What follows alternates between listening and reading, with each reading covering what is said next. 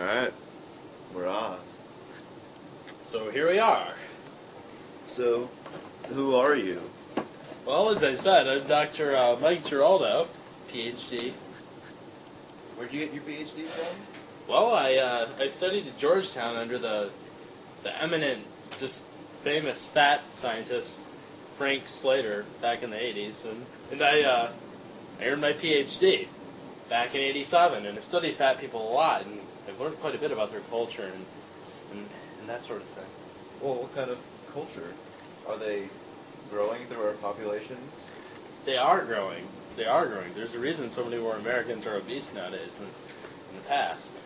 And, well, the media leads you to believe that it's processed foods and McDonald's, and that's part of it, but what they don't tell you is that fat people are contagious.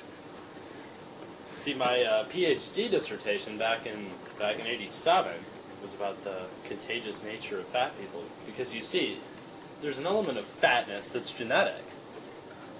And so these genes are contained in every cell throughout the fat individual's body. Right, so a fat person would have a fat child.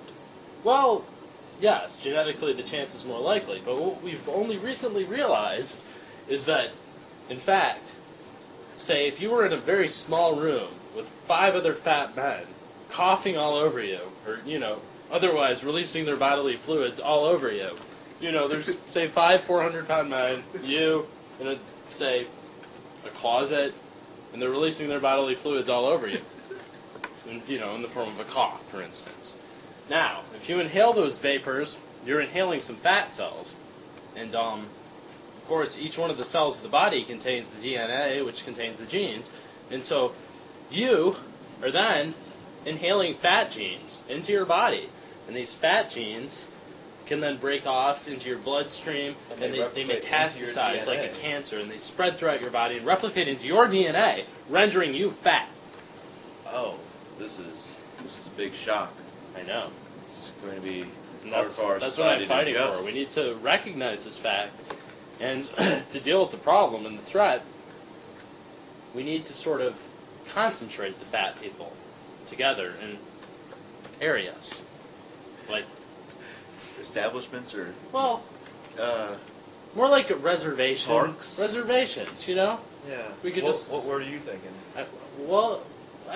I was just thinking of, we could set up, like, small areas of land where the fat people can live in harmony, and... Oh, like a camp. Well,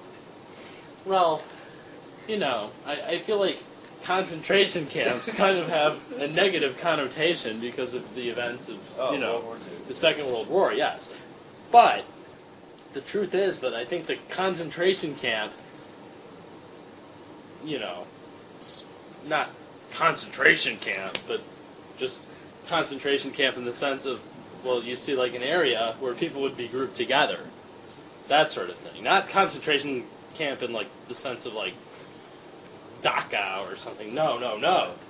But like, they just are grouped there. So the healthy people stay healthy, and the sick people don't spread their sickness. Somehow we got into concentration. Fenced off a couple of states and said, "Oh, that's true. Fat people, you have to go over here now." Mississippi is already one of the leading candidates for that, I think. So if we just fence off all the fat Mexico. people in all the fat people in Mississippi. Yeah, that would be effective. But the important thing to remember is, don't let any fat men release their bodily fluids over you. Right, or you'll get fat. Possible. And end up in a camp. Well, if I were in charge.